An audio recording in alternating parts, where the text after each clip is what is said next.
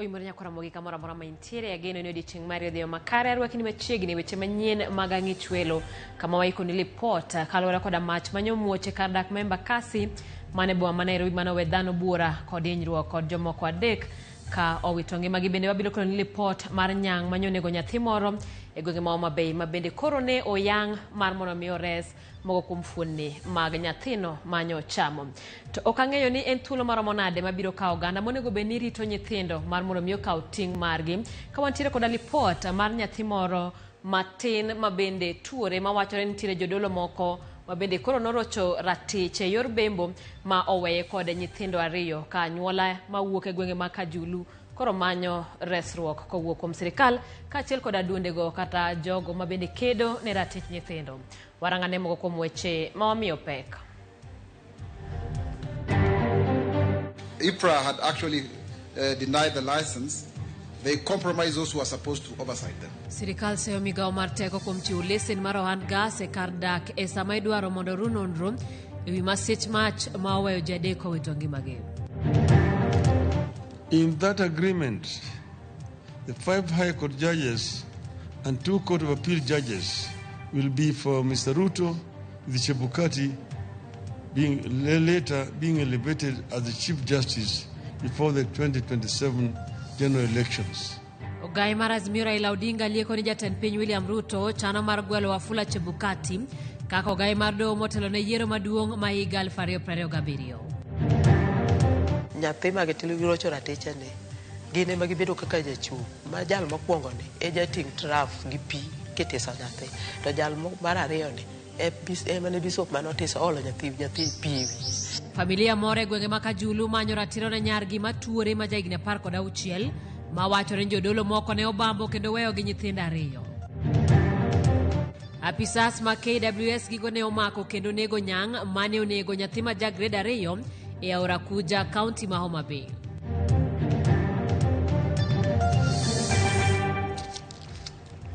Machiegni ya Ramogi kaka pile nyalo tudori kodwa na bawa mar ote machuok manari adek auchiel nono ka okamano tudri kodwa e mbui mag oganda wantiere kanyo achiel kachiel Facebook Ramogi TV bende yudowa e mbui mar YouTube Ramogi TV wantiere kanyo e mbui mar X kachiel kod Instagram yuda Facebook kaka Simfros Okinda.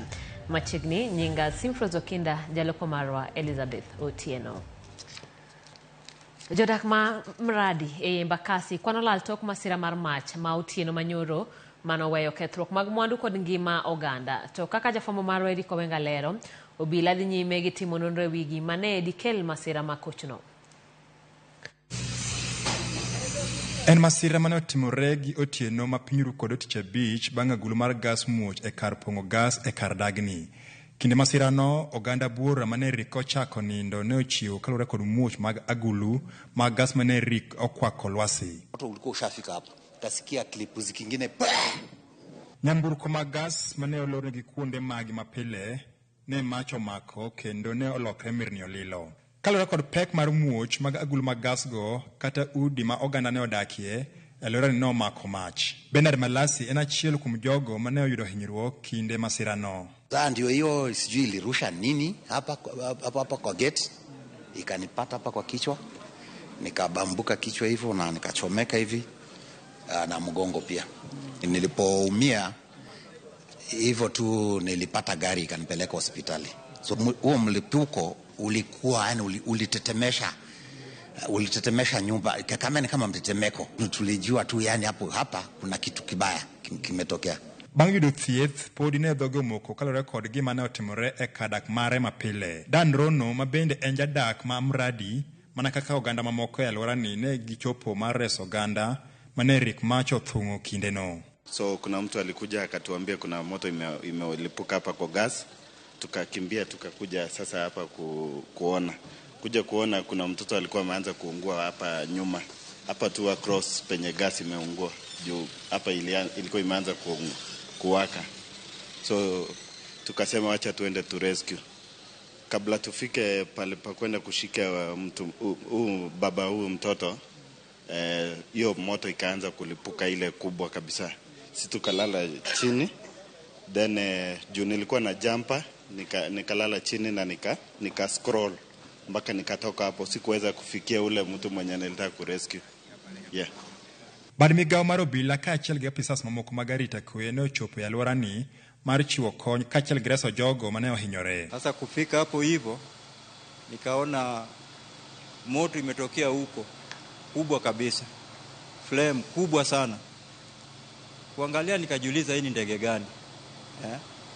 Sasa kufika hapo tu nikafika hapo hivyo, kugeuka imegonga hapo, ikashuka chini hapo kwa kabro, tena ikaruka juu, tena ndio ikagonga pale. Kwa hiyo kono unaona hapo hivi, hapo ikadaivatiwa ikaenda kwa hiyo godown. Hapo ndio sasa moto ilianza kuwakia. Nyaka sani podi okoyangre ni mwandu maromo nade mane okethore kinde masira mabende jadek na wito ngimagi ka oganda maromo 280 to podi dhi nyime gi yudo thieth. E seche makoro piny owacho koro chiwo sie mager e wi masira ma koch mane otimore e kadak ma Embakasi ni penjo maduong' ma jopiny penjo to ere kaka kembe ma itudo kod masira ma kama osebedo ka dhi nyime kod tiyo tijgi gino mabende noweyo ka jodak bura oyudo hinyruok kaachiel kod lal mapek. Eric Owenga, Ramogi TV, Nairobi. Kapod wantiere mane mach mano muoche e gwenge mag Embakasi ne sirikal osingo mar kawo okang' mager mar chik ni kambi mar gas mano muoche kar dak ma Embakasi boma ma Nairobi mage wacho ni osebedo ka tiyo ataro mar chik. Kane loso kar masirano jalup jatend piny Rigathi Gachagua owuok mager kod wuon kambino kogolo chik mondo ru nonro e wi gima ne nyalo kelo majno. Nyaka sama ne wadhi e yamo ji adek osewito ngimagi ka oganda ma kwan goyo 200 pod yudo thieth e ute thieth mopogore opogore.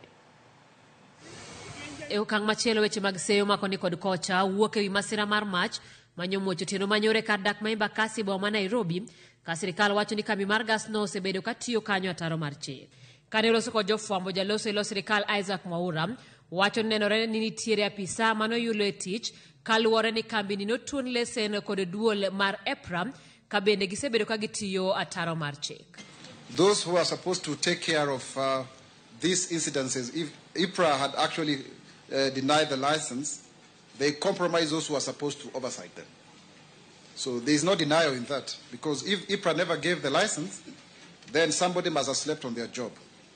Mauro Singonino no matuti biro time wi kaka kamino no yiene tiyo pacho kam kolie kod mibadhi nyalo bedo e chiwo lesene kamino mar uso gas kama ji odake. So let's leave that to the investigative authorities, and even EACC needs to come on board on this, so that those who maybe were corrupted, and now we have lost lives and property, can be answerable. So I think that is as simple as that, said Olale. They must be. I think that is as simple as that, said Olale. They must be culpable. Mauro Singone sirikal biro jolo anyuola moyudo masira e yore mopogore opogore nyaka ginyal dok e ngimagi mapile. Wale ambao wamepoteza makao kama hawa kina mama 9 na watoto wao 21 ambao katika Kenya School of Aviation wamepatiwa makao, na tunaomba ufadhili huo kupitia Kenya Red Cross, na pia Kenya Red Cross iko tayari shirika la Msalaba Mwekundu kupatiana shilingi 6,000 kila mwezi kwa miezi 2-3 hivi, ili watu waweze kujimudu kama ni mambo ya kodi na kadhalika. Kamano bende ogaye mar Azimio Raila Odinga goyo mos ne anyuola moyudo masira kokwayo piny owacho mondo non matut wach masira no. We say pole to the families of the deceased and those who have been injured. We are with them at this very difficult time, but importantly, we want a proper investigation to be carried out about these illegal activities which is being carried out in the residential areas where people live, which end up with this kind of losses here. And we urge Parliament to get involved with this. Wach mosir kod Senator ma Nairobi Edwin Sifuna moyango ni gibiro tero wach no e nyim komiti mar teko ma en achiel kuom jokanyo mondo non tie wach muoch mar gas no. I would want to assure the people of Nairobi that you know us, you know the work that we do in the committees and in the Senate. We will be summoning the EPRA CEO and his team to come and explain to us all licensed facilities, where are they located, and the sort of mechanisms that have been put in place to ensure that those facilities operate safely. Penjo maduong' ni to bende sirikal dhi chopo kare singo mare mar nono kendo kumo jogo moyudo kod ketho mar yiene kambi gas tiyo e kind oganda kose obiro kalo kayamo mana kama moko. Mopogore gi wach majno en e gino mabende nenore ni biro medo liet mar siasa e pacho ka. Ogai mar Azimio Raila Odinga lieko ni jatend piny William Ruto chano gwelo jakom machon mar IEBC Wafula Chebukati kaka ogai mar bad migawo mar doho motelo ne yiero maduong' mar higa 2027. Raila wacho ni e romo mane Ruto timo kod ogai mar doho Martha Koome e kar jot maduong' mar jatend piny juma mokalo, Koome ne osingo mar miyo Ruto thuolo mar gwelo joyal buche 5 mag doho mamalo kod 2 mag doho mar apil e kinde ma Ruto to ne osingo mar medo pok mar omenda ne bad migawo mar doho. E winjruok ma kamano, Raila wacho ni Chebukati kod jakom machon mar IEBC Isaac Hassan ne odhi gwelo kaka joyal buche mag doho mar apil. Chris Owino nigi mathoth. Ogai mar Azimio Raila Odinga olieko ni tiere chenro mar gwelo jakom machon mar IEBC Wafula Chebukati kaka jayal bura mar doho mar apil motelo ne nie lemo mar ogai mar bad migawo mar doho ne ikrok ni yiero mar 2027. In that agreement, the 5 High Court judges and 2 Court of Appeal judges will be for Mr. Ruto to forward to the JSC. And he floated the names. Immediate former IBC chairman, Mr. Wafula Chebukati, and former IBC chairman, Ahmed Isaac Hassan, are to be appointed as Court of Appeal judges, with Chebukati later being elevated as the Chief Justice before the 2027 general elections. Kaoloso kod jofwamb weche e log tich mare ma Capitol Hill e bore Nairobi, Raila oyango ni ma en achiel kuom winjruok mane obetie kind jatend piny William Ruto kod ogai mar doho Martha Koome e kar jot maduong' ma jatend piny e bore Nairobi juma achiel mokalo. We can now confirm that there exists an elaborate plan that will allow Mr. Ruto to appoint friendly judges to the judiciary with the complete concurrence of Chief Justice Koome. This was among the issues discussed and agreed on during the ill-advised meeting between Ruto and Koome at State House. Kalore gi Raila Odinga, Ruto ne omi thuolo mar gwelo joyal buche 5 mag doho mamalo kaachiel gi joyal buche 2 mag doho mar apil e kinde ma bad migawo mar doho to ne idhi medo pok mar omenda e winjruok ma kamano. At the meeting, the Chief Justice and Mr. Ruto reached an agreement that will supposedly allow Mr. Ruto to provide additional funding to the judiciary. In return for this additional funding, Justice Koome is to advertise vacancies for 5 additional High Court judges and 11 Court of Appeal judges. Jakom machon mar IBC Isaac Hassan bende ne idhi gwelo ka jayal buche mar doho mar apil e mano mar Raila Odinga wacho ni en chenro mar William Ruto mar ng'wano doho mamalo kaachiel kod doho mar apil bang' mako mafuanda doho mamalo mogik. The administration believes it has completely captured the Supreme Court and now wants to target the problematic lower courts by stuffing them with loyalists with the cooperation of the Chief Justice. Magitimore kinde maduol mochung' ne joyal buche pacho kae JSC olando thuolo mag joyal buche 11 mag doho mamalo kaachiel gi joyal buche 5 mag doho mar apil. Raila medo wacho ni weche mag ng'wano bede mamoko mag sirikal kod piny owacho mamalo e achiel kuom gigo mane okelo tulo e yiero mar 2007. The capture of the judiciary of all institutions, the beginning of a steady descent into anarchy. It is the beginning of the embrace of the law of the jungle instead of the rule of law. Bende ose ogai mar doho Martha Koome kuom siro chenro mag mako mafuanda bad migawo mar doho ataro mar chik. Raila ohum nono ewi gimomiyo Martha Koome ne odhi kwayo Ruto omenda kar chwalo kwayo makamano ne od bura ma ema nigi teko mar pogo migepe mag sirikal omenda kaluwore kod chik. The presidency cannot allocate any money to the judiciary. Madam Koome knows this, and yet has willingly proceeded to associate herself with and endorse an illegality.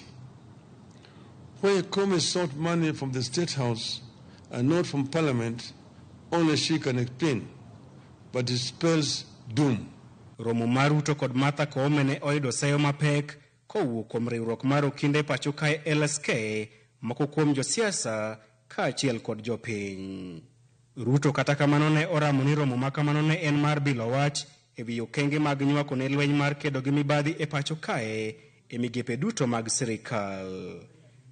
Chris Owino, Ramogi TV, Nairobi.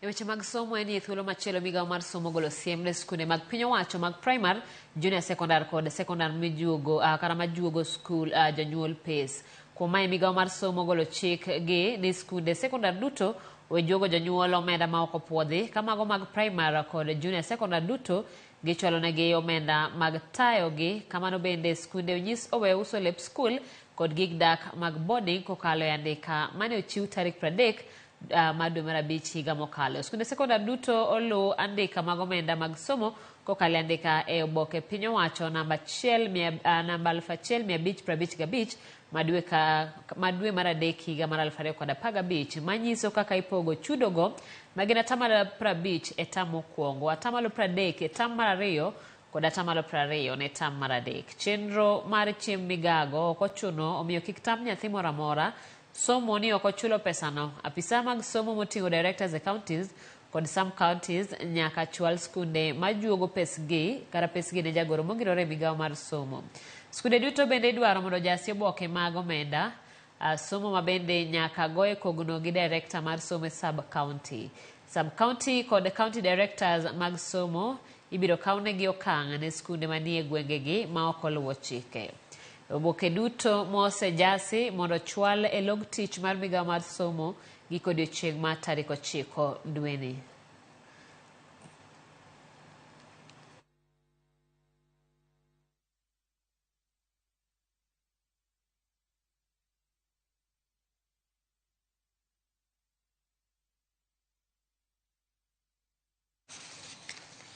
Riwruoge ariyo mosebedo katayo tije chukdar mag kembe mag ji giwegi mano seyo dwaro mar director mar bad migawo mar piny owacho mosebedo kagayo tije chukdar Fazul Mohamed kuom miyo gi siem mar ndalo abiriyo mar medo chukdar ma pacho ka osara.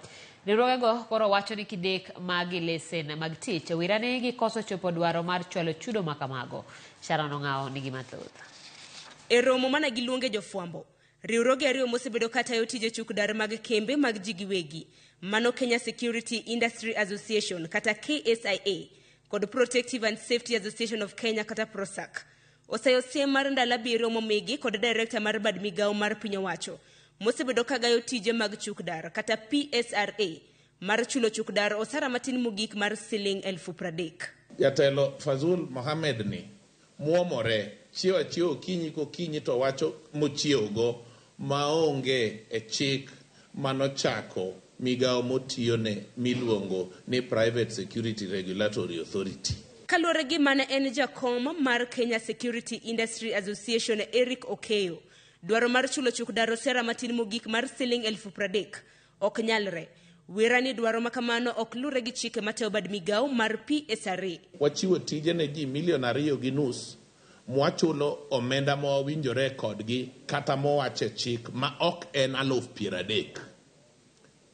Kiwacho ni koro wachak chulo gi 30,000 e ndalo abiriyo nyiso ni dhiro wa oko e ohala. Okeyo kwa jatend migawo mochung' ne arita kwe Kithure Kindiki mondo donjie wachni mondo kaw ndamo mager ne Fazul Mohamed kaluwore gi wacho weche moko tenore chik. Wach momiyo koro giluor ni lesen magi mag tich nyalo magi.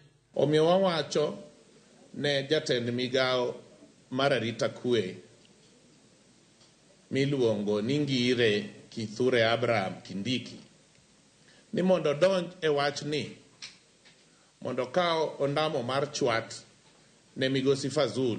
Oseo bad migawo mar PSRA ni gisebedo ka gitiyo moko tenore gi chik. Wirani kata jokanyo mag boda 11 mowinjore bedi e riwruogno bende ok oyangore malong'o. Nekech chik ni bende onge regulations. Nekech bunge nogolo 2019 regulations onge mar chik ni. To chik moro amora e Kenya ko onge regulations to iwacho no ok onyal tiyo.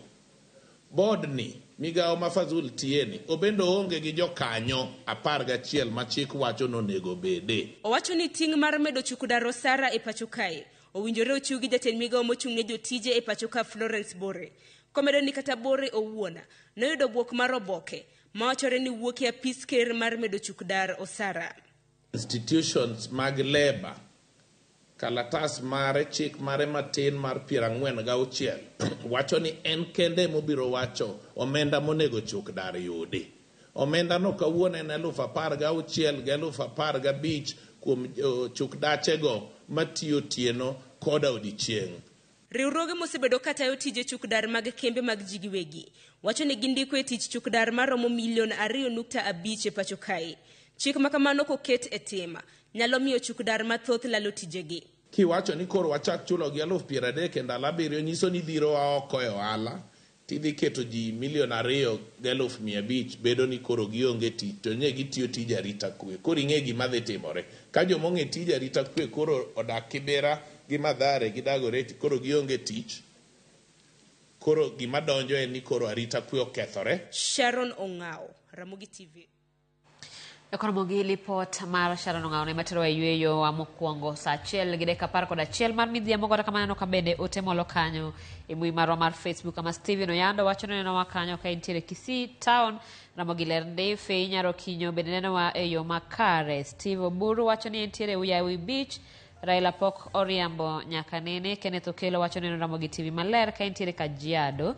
Moscow masira mano timore Embakasi. Erokamano ahinya Jalamo Japolo wacho ni aneno Ramogi TV kod jakanisa wa Africa Roho Msalaba Church Ligala Kabiero. Erokamano Wycliffe Asava oneno wakau en Nairobi Kawasukari.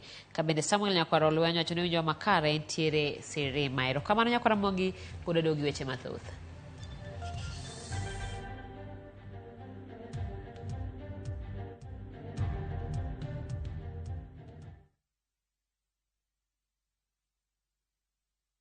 Ladies and gentlemen, a momentous celebration is here. Citizen Digital proudly marks its 2nd anniversary with an incredible milestone. We've made history. Citizen Digital is the first channel to soar past 2 billion views on YouTube. Not just that, we stand tall with the highest number of YouTube subscribers in Kenya. Join us in this phenomenal celebration of achievement, innovation, and incredible support from you, our viewers. Thank you, Kenya, for making Citizen Digital the #1 app for your news, entertainment, and a great deal of engaging content. Royal Mabati Super Brand Factory. Dukani mar nyiepo achiel kende manengo gore piny kendo rang'iny mamalo mag mwandu goyo witado yudore duto. Yud offers ma wan godo sani. Chula tamalo 40, iyud mwandu molos sano, iyue mos ka irito mondo wakelni non maonge chudo nyaka e dhot. Limbado ma Kisumu, Manjit House, apaya ma Accra Street, momanyore kod Paul Mboya Road. Gochnwa e 0722 63 83 83.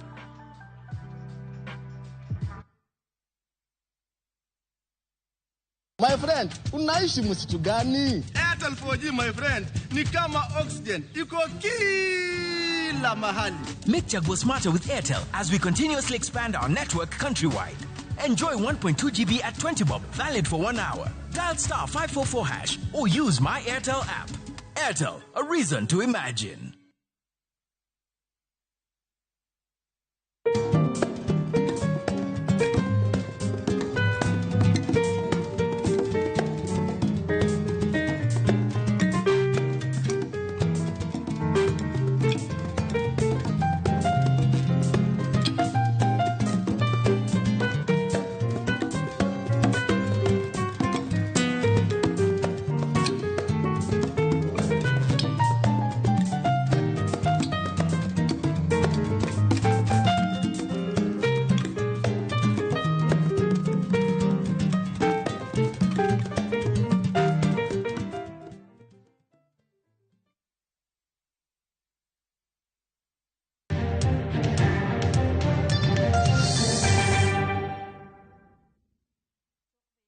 Dalaria pisas ma KWS omako kendo nego nyang mane omako japuonjre ma grade 2 mane odhi tuomo pie aora kuja. Tok yango rauno apisas mag KWS noyudo bath ringre mag Felix Odongo mane japuonjre Ombo Nazarene. Ringre mane oyudi otere kar kano ringre ma Manyata Nursing Home mayudore Kobodo e Dhiwa Sub County.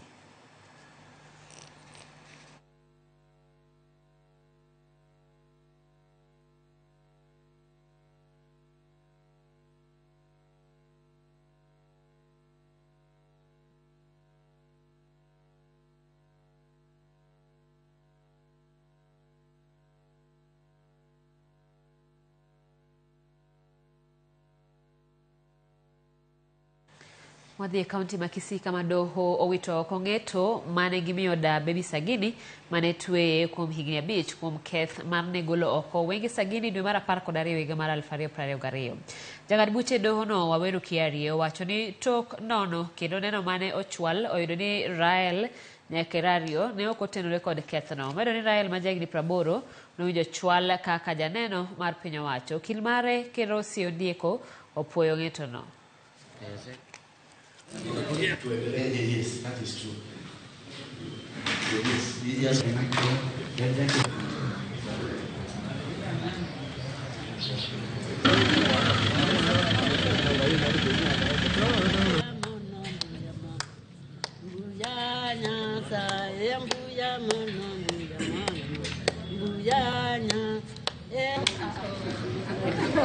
Mungu anasaidia mimi. Mimi ni kivyose. Mimi naenda nyumba yangu. Mimi hakuna kitu. Si mimi peke yake nyumba yangu. Hakuna mtoto. Si mtoto hii ni mchukuu. Ni yangu. Mungu anatoa nyumba ya chera. Asante. Anakoka saiti. So as you can see, the lady is happy after having been acquitted of the charges of grievous harm leveled against her. The court has today come out clear and said that there was no evidence at all against the accused person. One of the witnesses alluded to the fact that she assisted the principal offenders after they had finished to conceal evidence. But even that one, the court has said that the investigations were not properly carried to show that she actually participated even in concealing the evidence in this matter. Wadhi kaunti ma Migori kama luoro nitiere ni kaluwore kod muoch mar tuo mar nyaldiema e boma Tarime e piny libamba mar Tanzania ma bende goyo tong' kod kaunti ma Migori. Kaunti ma Migori gisani kasore mar geng'o landruok mar tuono ma higa mokalo ne okawo ngima ji 8. Jojo manigi mathoth. Tuo mar nyaldiema osebedo keded midhiero e piny Kenya, kata bende migawo mar thieth osebedo ka keto okenge mopogore opogore mar tieke. Piny Kenya achiel kuom pinje 10 mane oketo koke e winjruok mar tieko tuo mar nyaldiema ma idendo kaka Ending Cholera Roadmap mane oketi kod riwruogno mar World Health Organization e higa mar 2018. E piny Kenya counties mathoth ma oting'o kaunti ma Migori osebedo kod tuo mar nyaldiema. Higa mar 2023 kwan ji maromo 8 ne owito ngimagi e kaunti ma Migori bang' gamo tuoni. Sani bende koluoro nitiere bang' tuoni muoch e piny bomano mar Tanzania ma ogo tong' kod kaunti ma Migori. Nyaldiema owuok kuro. Koro wan wang'iyo ni borders waketo safe. Safe ni wan gi commodities moromo. Surveillance team maro be ng'iyo. Penjo maduong' en ang'o momiyo pod tuo mar nyaldiema pod nego oganda e kaunti ma Migori kata piny Kenya mangima. To en ang'o bende ma inyalo tim mar tieko tuoni? Omiyo tuo mar kolera ni chendo en ni pok ji oketo gimiluongo ni proper sanitation. Iyudo ka pok wakawo jukumu mar sana wan kaka jopiny kata ritore kendwa wawegi, nikech wang'iyo government mondo mi okonywa. Pi ma watiyogo wagole kanye mokwongo, to kuma wagole ni pi ma watiyogo ni boler. Ama nazaambia kila mmoja ajaribu atumie maji masafi ili kuzuia kolera. Ni shule zetu waweke maji safi, watoto wetu wanapoingia wako wana sanitize mikono zao, kuosha hiyo dawa ya kusanitize mikono ambazo wamezema vibanda za hoteli. Wamama wanaenda wanachota maji machafu ndio wanakuja wanatumia kupikia, wengine wanaogea pale. Sasa kunini hiyo mambo inakithiri sana na inaleta ugonjwa wa kolera. Gini obiro kelel kagi michamo belel chiemo michamo be okoted maber. Koro medo kwayo gini med keto lere ngas mamalo. Oganda e kaunti ma Migori wacho ni piny owacho pok oketo kenge makare mar tieko tuo mar nyaldiema. Nitiere utende miyudo ka utende moko nitiere bath ndara, vibanda moko, kuondego kidhi ng'iyo kata mana pige miluoko godo saende ma ji dwa chieme. Iyudo ka pige go olil seriously. Inafaa county government ya Migori iangalie venye takataka zinaweza tupwa na maji machafu pia. Unajua kuna kama hoteli zingine ndogo ndogo humu wanachota maji machafu sana ndio wanapikia chakula. Jatend migao mathiedho e kaunti ma Migori Julius Nyerere wacho ni kaka migao gidhi neno ni kuonde mag uso chiemo obede rang'iny makare kaka achiel kuom yorego mar kedo kod tuo mar nyaldiema. Ng'ata matiyo mulo chiemo nyaka tere test momiye certificate ni en free. Koro mano osebedo kitimo kendo jowa wuotho timo license. Migao mathiedho e kaunti ma Migori bende jiwo oganda mondo koro kony piny owacho e kedo kod landruok mar tuo mar nyaldiema ka giketo lere kinde duto. George Juma, Ramogi TV, Migori. Familia moro e gwenge ma Kajulu, kaunti ma Kisumu, manyo ratich nyargi ma jagni 16 matuore magilie koni jadolo moro osebedo karocho ratiche. Nyathino mabende nigi tuo mar ndulme nyaka sani osenyuolo nyithindo 2 kalore kod monj mosebed kit katimore kuom higni 3 mokalo. Millicent Adhiambo miyo waler mathoth. E dala Gradus Owino, mayudore ward ma Kajulu, e sub-county ma Kisumu East, e county ma Kisumu. Warado gi jaode, Mama Eunice Owino, kod nyare, kod chielaro. Nikech tuone mar ndulme, mano miyo nyare, okochomore kod somo tir. Kata kamano, wiye poko wil kod buk. Bang' ndiko matin, nyako ni majaigni 16, lao lep nyathine mar 2, masani hao jumbe 2. Bedo ni koro, en kod nyithindo 2, kalure kod tuone mar ndulme, miyo min gi mirima, kod wich bar. Kongo noro isache ko jaigni 13, mar 2 chako roch ratere ko jaigni 16. Mokwongo ne ko penjo to nyathini ne okoni nyang'ani no luonge e buro dowa to miya siling 20 to kosetieko kod to ngiso no dhiyo. Aya mar 2 ni bokoni kaka en gama tuo pacha nyapato chako wuotho dhi Kiboswa to nokalo to riyo no ige to rao. To korao to kwayo pi to yudo ng'ano to ng'ano to monde pi. Koro ka ng'ano osemiye pi to okawe to odhi kode bungu emano otimo ne timno. Koro ng'ano nonyise ni kofulo to goye. Nyathi ma gitilo girocho ratiche ni gine ma gibedo kaka jachung' ma jal mokwongo ni e jating traf gi pi kitiso nyathi to jal mar 2 ni emane bisop manotiso olo nyathi pi wiye. Koro gichalo joma oyiro nyathine. Bang' fwenyo ni nyare ne oroch ratiche kaka olieko kod jayalo ma hike nitie diere kaachiel kod bishop ma jahigni 70 gi wiye ne okawo okang' mar donjonegi. Kata kamano pok oyudo ratiro. Jaduong' gweng' kana dhi ire noketo wachno piny nokoni wach ni ohinge kawa kachiel nyaka ka polis. Kotera kuro to nwadhi ora mondo adhi akaw P3 adhi Russia. Kadhi Russia ka jotich nyithindo jogo nondiko statement mare. Gichako ng'isa na chaka duoko statement ka polis. Na duoko natimo kaka ne giwacho. Chopo kama koro ging'isa ni mondo arit ti nyaka nyathi konyre. Natemo matek marito nyaka nyathi okonyre. Kokonyre sa 5 dakika 10 agocho immediately. To OCS to duoka ni sawa. To kanena tuwa mage kao. Koro akanyo po gidogi gochona. Okwayo mondo okaw okang' moreto mondo nyare oyud kony. Gin joma nitie joma ngima kendo giwuotho to nyathini to en ng'ama tuo ma wiye rach.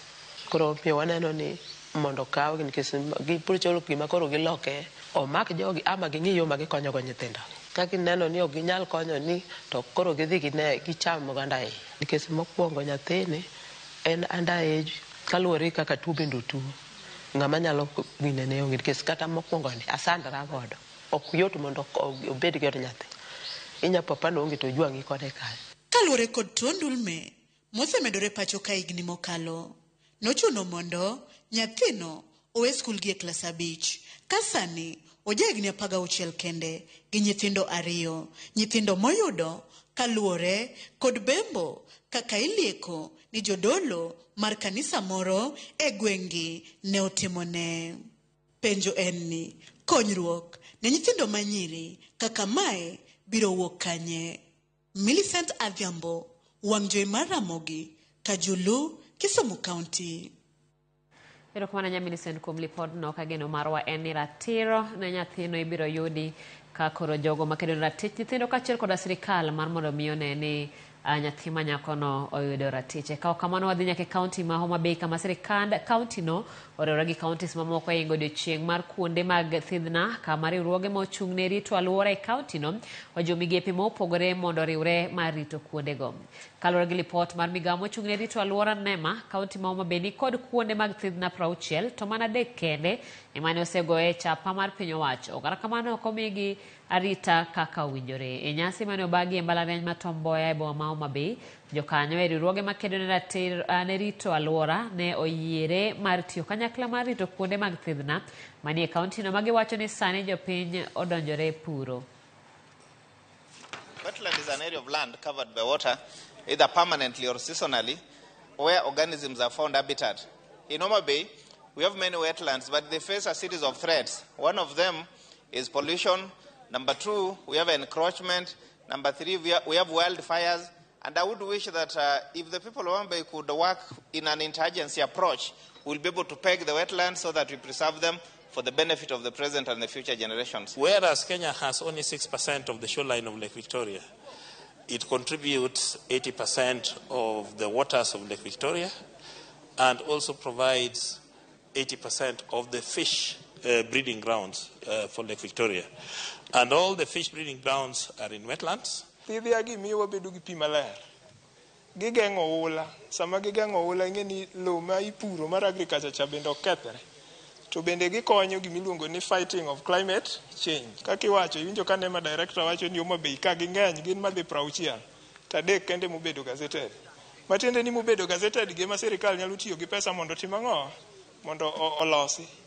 Koro koket chike mabeyo gi policies mabeyo to 50 gi wiye ma pod odong' gi be kobedo gazetted to wabro konyo alwora maber kendo alwora wabro dhi mbele. Kar thieth mar Equity Afya mabende en mano mar bengi mar Equity oyawo bade e boma ma Migori ka koro kelo kwan bede magiseyawo e bombe chopo 102. Chenrono mane otelie kod jata tije mar Equity Afya Samson Mwangi kod jatend migawo mar thieth e kaunti ma Migori Julius Nyerere. Mwangi wacho ni kaka kar thieth gomo margi en medo kuonde maggi mag chiwo thieth e Kenya mangima mondo gikony piny owacho e keto yot ne oganda e yudo thieth. Omedo ni gibiro bedo ka gichiwo kuma mar thieth mondo oganda obed kod yot e yudo thieth.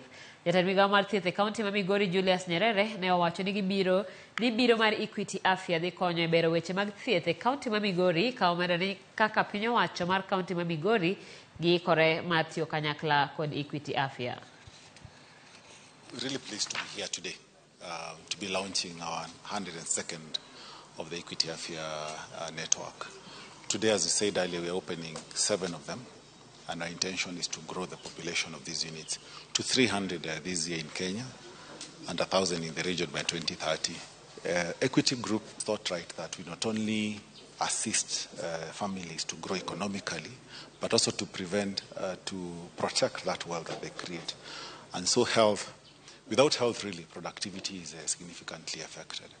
And hence the reason why the group is very intentional, providing that affordability, quality, and access. We work together with private sectors to improve quality health care because health is very broad and very critical. And we have brought in Equity Afya to help us in meeting PCN. PCN means Primary Care Network. So this is going to be a spoke, and then we have other hubs. So our intention is to expand so that everybody can access medical facility, quality one.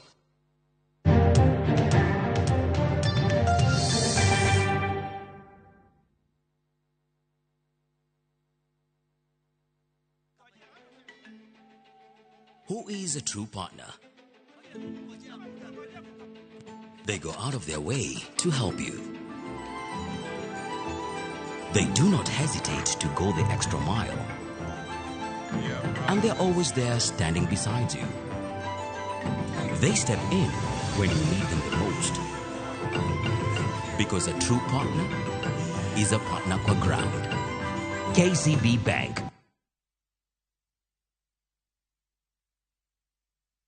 Sasa kwa tao moja tu unaweza pata third party cover for your private motor vehicle valid for 30 days. Say goodbye to expensive motor vehicle insurance. Pata bima kutoka Direct Line Assurance. Kujisajili bonyeza *487#. Weka namba plate ya gari yako, ID namba yako, email address yako na ulipe thao moja tu. And your digital cover will be sent to you instantly. Collect your sticker at your nearest Total service station. Dial *487# upate third party motor insurance valid for 30 days. Pap, ni thao tu.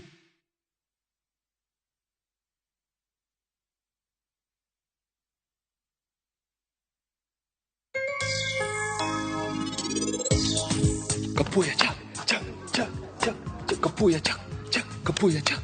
Wewe kijana mzee, si tumekuwa hapa tukiongea na wewe Kiswahili kwa siku mingi. Karangomi timu Nairobi kiki ya Kiswahili. Yathino riambo ginyinga. Awuoyo kodi koro kaka gine women. Isina natabiko wako suit okaudho kocha no dala. Yako chadu kasaji sini jathino chaji. We riambo na. I'm single. Welcome.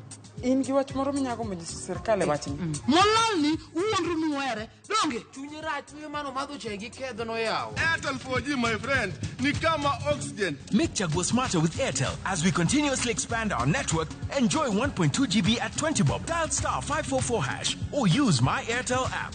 Airtel, a reason to imagine.